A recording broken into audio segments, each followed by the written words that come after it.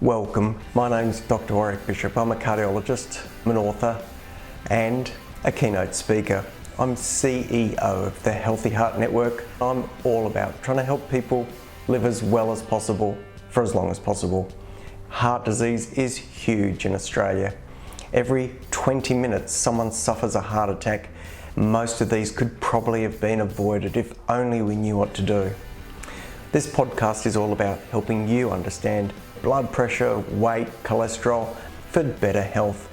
If you enjoy this podcast, I would be honoured for a 5-star review. You can share it with your family and friends. It may well save someone you love.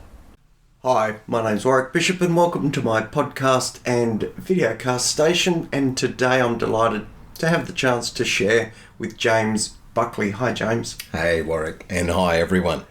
So James has been on before. We've talked about all sorts of bits and pieces, but today I'm very keen to talk about placebo effect and nocebo effect.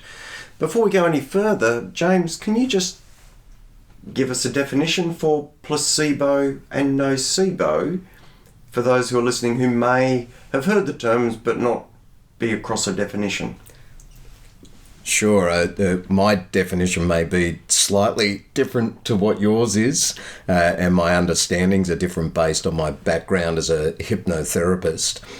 Placebo is the process of the brain being able to create a chemical reaction within inside of the body and also a psychological experience outside of any chemical substance that's been put into the body. That's my understanding of a placebo.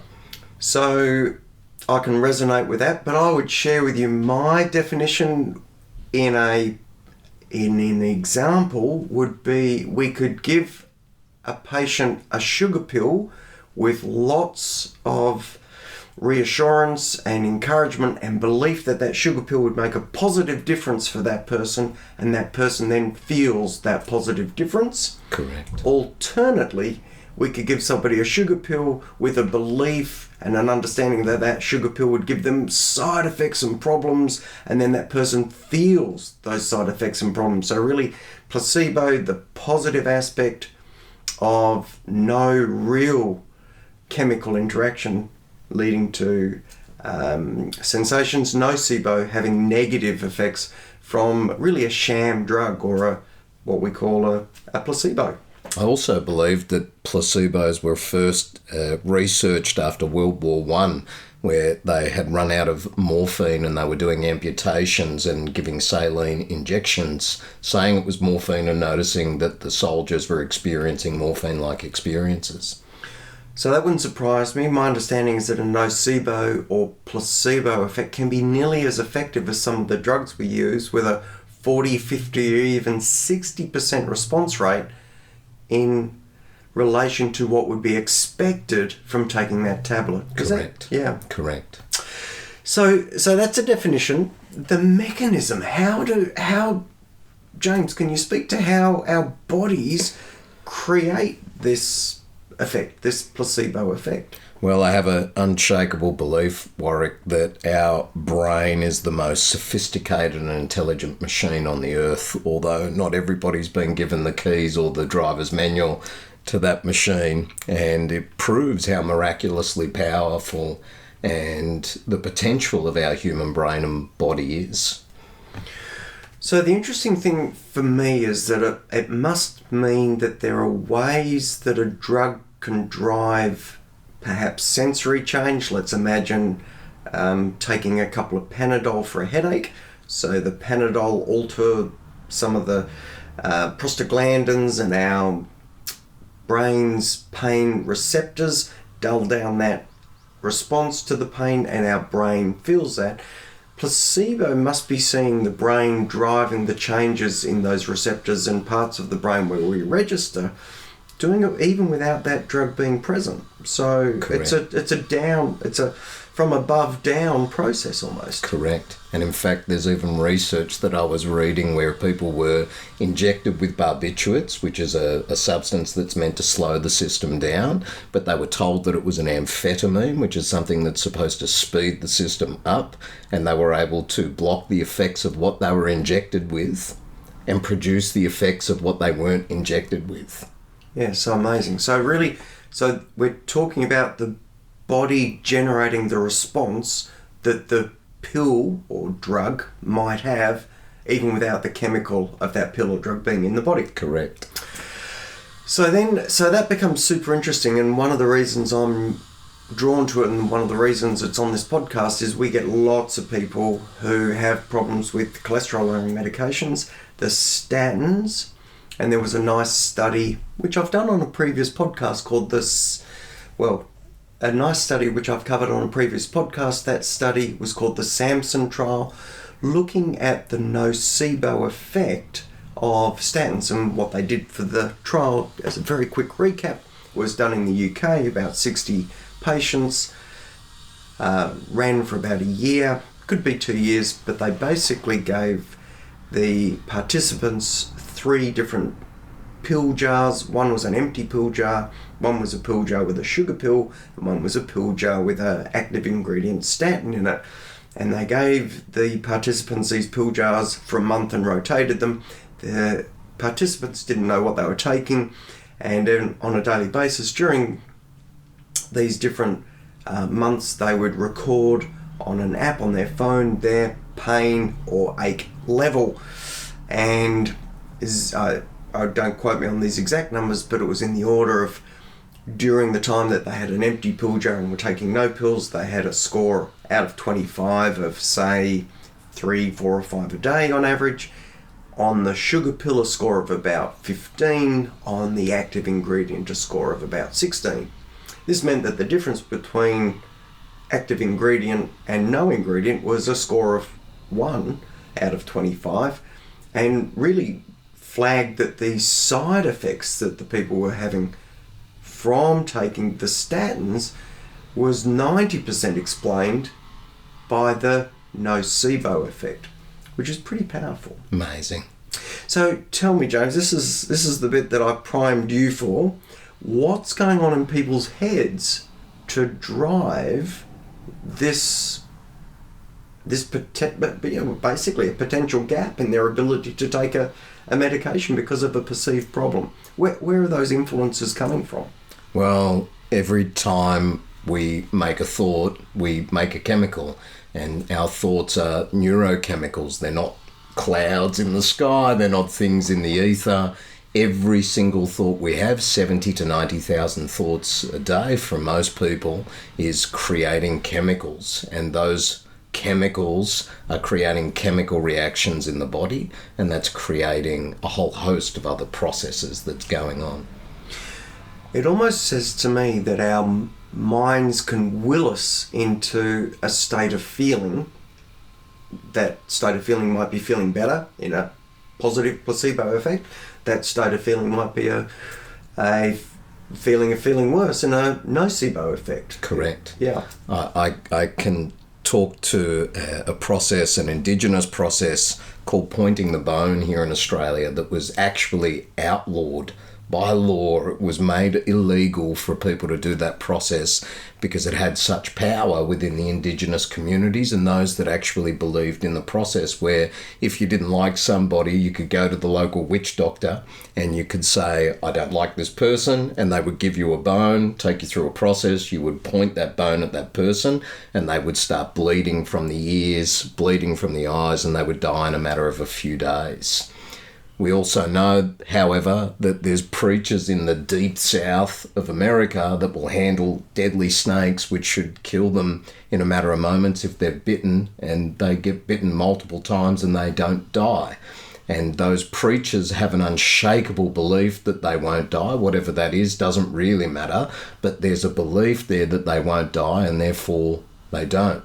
They also drink strychnine poison, which should kill them, and they also don't die. And I'm not promoting any of this stuff at all. I will never do that myself. However, again, it proves the power of the human brain and that we have potential which is untapped in all of us. Yeah, so these are extraordinary stories. So let's bring it back to our day-to-day and our practical situations where we confront let's say, for example, statin side effects. In fact, you and I have done some work together. Yes, we have. In statin side effects. And I remember, let's call him John for argument's sake, was a patient who I was seeing who had issues taking a statin medication. Now, this is before I'd really had a good handle on placebo, nocebo, but you and I had been talking, and we'd been talking about, could meditation or hypnosis, could we change people's ability to cope with the side effects and maybe take a medication that they had previously perceived to be problematic. So I sent John your way. I saw him some 6 to 9 months later, and believe it or not, he was taking a statin. I don't know what happened in between, but James, do you want to tell me a little bit about that? Well, John, for argument's sake, we were doing a lot of work with breathwork, meditation and hypnosis. There was some quite acute anxiety that was present within John, and there were some other traumatic issues that had occurred previously, which was driving, I believe, a lot of these symptoms that they were experiencing. And through that process, they were able to recognise the power of their own mind.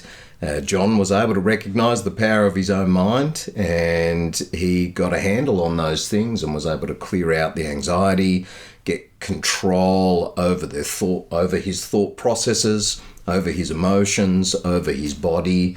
And John was then able to cross over the bridge, which he had not been able to do, the bridge here in Hobart, where we are today. He was able to cross over that bridge, which he had not been able to do for decades. Yeah, so we were talking about this previously, and so just to bring that even more clearly, in Hobart there is a large bridge. There was a boat crash, knocked down a segment of the bridge some 25 to 30 years ago. There are various reasons why people don't like crossing the bridge. It's quite high off the water, and this particular patient had a genuine anxiety, phobia if you like, about crossing that bridge. The ability for you to support him through actually being able to do that physically was both a physical and a metaphysical bridge in many ways. Absolutely. Amazing. Truly was. So this is, I find this stuff particularly interesting. If there's any doctors listening to this, I'm sure you'll resonate, but we do get patients from time to time who are just allergic to everything. And I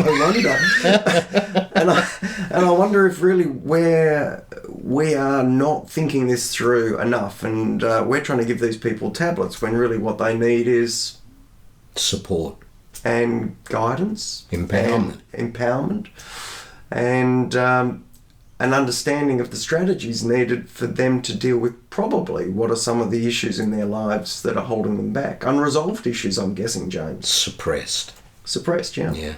And then them manifest as, well, perceived intolerances to drugs, perhaps. Yep. Complicated space. So, any closing thoughts on placebo and nocebo, James? I know that occasionally I'll get home, I have a glass of wine and I feel very relaxed. Is it my anticipation that will do that, or is it actually the wine?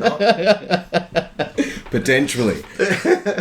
I would love to finish with just acknowledging the supreme intelligence of our brain and our body and the creation of that, and that it's an untapped potential that we can all tap into.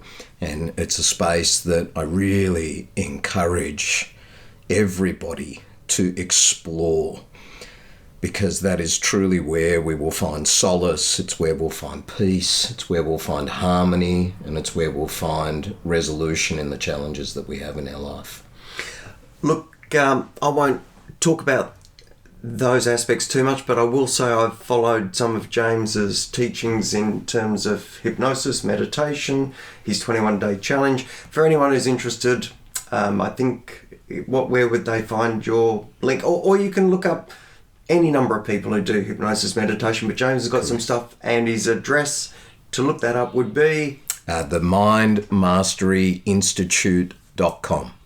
I think that's all one word. Correct. All one word, all lowercase. Yeah. you check it out. Are there free resources there? There are. You can also find our YouTube channel, the Mind Mastery Institute, 3 separate words, and you'll be able to get lots of free resources there. And you can always look me up on Facebook, social media, Instagram, James ZG Buckley.